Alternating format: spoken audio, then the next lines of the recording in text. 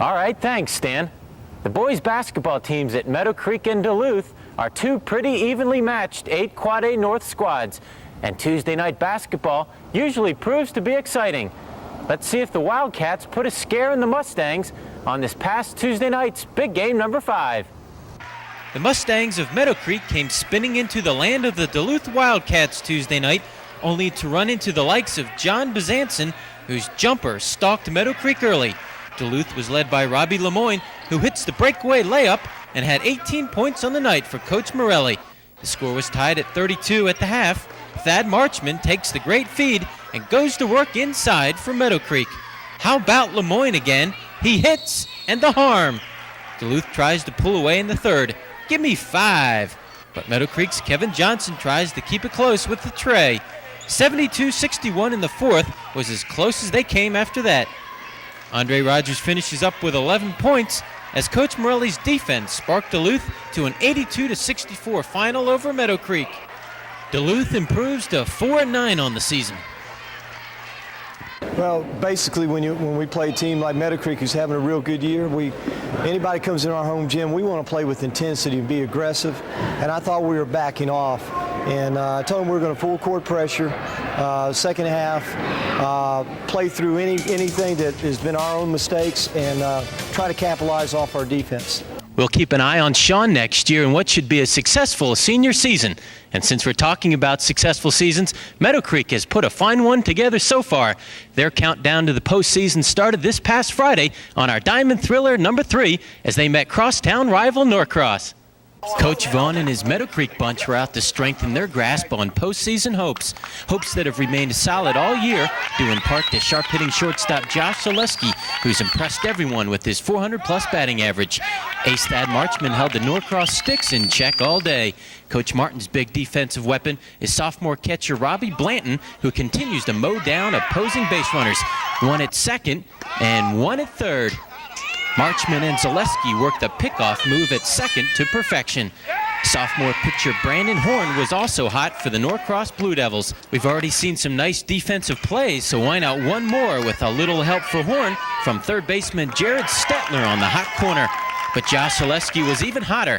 He singles with a pond full of ducks to score Danny Taylor and Thad Marchman with what proved to be the difference. Jade Greenwood got nailed at third, but it didn't matter. 3-1 was the final for Meadow Creek, who's still alive in the North Sub-region. And be sure to keep an eye on next year's Norcross team, whose young squad improved all year, but ran into a streaking Thad Marchman. But he easily could have won every time he's gone out. He didn't give up an earned run today. It was a good win for us, 3-1, and Zaleski got the big hit. He certainly did, and Pat Sullivan led the defense in helping Marchman hold Norcross to 1 run. Meadow Creek and Norcross will finish their regular season next week, but this Friday night, the Mustangs visit Duluth and Norcross travels to Heritage. But before we hit the grass and asphalt, let's hit the dirt and take you back to Wednesday and the last regular season baseball game. Coach Kimbrough's Knights had to win to move out of the pack into the playoffs, and he had the guy on the hill to do it. Ken Adams gets one of his 9 strikeouts here. We start the action in the second, 2-2, when Naoto Katawaki goes deep to the opposite field. Danny Taylor scores easily on the triple, and the Mustangs take a 3-2 lead. Later in the inning, Josh Zaleski pops up for what should have been the final out, but Brian Turner loses it in the sun. It falls for a run-scoring error, 4-2 Meadow Creek. Check out shortstop Josh Zaleski on the beautiful double play. Only 3 more innings to make the playoffs for the Mustangs, but Central kept chipping away. Ken Adams finds one he likes in the fourth, scoring Todd Cherry. It's 4-3 Meadow Creek. The Black Knights are picking it up defensively too. Casey Law with the big gun, nailing Danny Taylor on the steal attempt. More drama later. Thad Marchman bangs one up the middle, but Central gets a glove on it. The force at second is no good, but Chris White's throw to the plate gets pinch runner Jason Sherrill. And we go to the Central 7th. Runner on third, Thad Marchman in relief, ringing up Casey Law looking, and the Mustangs reach the playoffs 4-3. A great game and a great effort from the Meadow Creek pitching staff. Well, I haven't pitched in about 6 or 7 games, and I wasn't really too confident going out there, but once I got out there, I just got into a groove. And it wasn't just all me. My defense came through when we needed the big plays and showed a lot of heart. That Mustang Black Knight contest had playoff implications, as does our Diamond Thriller number 2. Weather permitting, we're off to Parkview Meadow Creek, who has a rematch. George Jones was awfully tough on the Mustangs last time. And we'll cue up Brookwood versus Shiloh. Both teams need to win that one. Well, that, my friend, is almost impossible. So let's find out what happened. First to Meadow Creek for Diamond Thriller number 1. Coach Buchanan's Panthers beat Meadow Creek 11-3 earlier in their first matchup, but this one would be a lot closer. The Mustangs pick up 2 quick runs on Ben Sheeter, but the lefty also got some offensive punch. Top of the third, Blake Longnecker knocks in David Ham and Philip Fan to extend the Parkview lead 6-2. Meadow Creek starter Thad Marchman's been great all year and didn't give up any more the rest of the way, thanks in part to his battery mate, Tim Maxwell, who guns down Longnecker to end the Panther third. Sheeter kept the Mustangs off balance all day, erasing Danny Taylor here on the pickoff move, but the Mustangs kept nibbling away with Nalto Katawaki scoring on the wild pitch. It's now 6-3 Panthers, and Meadow Creek isn't out of it yet. We go now to the bottom of the 6th. Katawaki at the plate and surprises everyone, including the center fielder, with a tremendous drive to straightaway center. By the time Parkview can get it back in, Nalto is standing on third with the triple. It's now up to starting pitcher Thad Marchman to bring him in, and he does, helping himself out with a stand-up double to left center. The score is now 6-4 Parkview, and getting late, but Sheeter found a second win, getting Tim Maxwell on the tough breaking ball.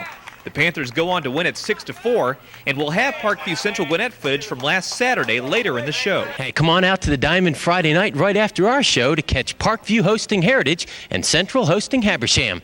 Duluth and Meadow Creek found themselves lingering around first place in the North when they met Wednesday night.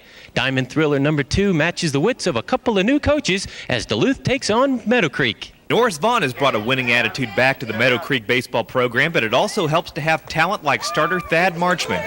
Duluth is on the rebound too. Wildcats rallying down 2-0 in the third. Wildcat shortstop Jamie Campbell rips a single off Marchman in the third, but Marchman can use the glove too. Next batter snatches the one-hopper and starts the double play to snuff out the Duluth third. We go to the bottom of the third with Duluth's Mike Ballinger on the hill.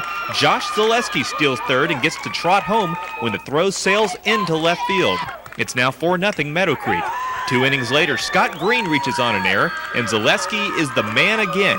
The senior shortstop crushes it toward left center, and Green is there to score standing. Lula Randy's squad will bounce back, but Wednesday was all Meadow Creek. Doesn't get any easier. Last of the 6th, Jeff Dubrow drives one to right, and Duluth misplays it, chasing it to the track. Tim Maxwell scores ahead easily, and the throw back to the infield sails over third base. Dubrow circles the bases on a 4-base error, and your final is Meadow Creek 8-0, a 5-hitter for Thad Marchman. I think pitching is, if we get a couple more guys like Danny Taylor, if he starts pitching good, and I know Chad's going to start pitching good, we'll definitely do good in the playoffs, and I think we'll make the playoffs. Look for a rematch between these two teams again April the 15th at Duluth. Duluth is headed to Athens this Friday night to play Cedar Shoals while Meadow Creek is hosting Norcross. And while you're watching the Mustangs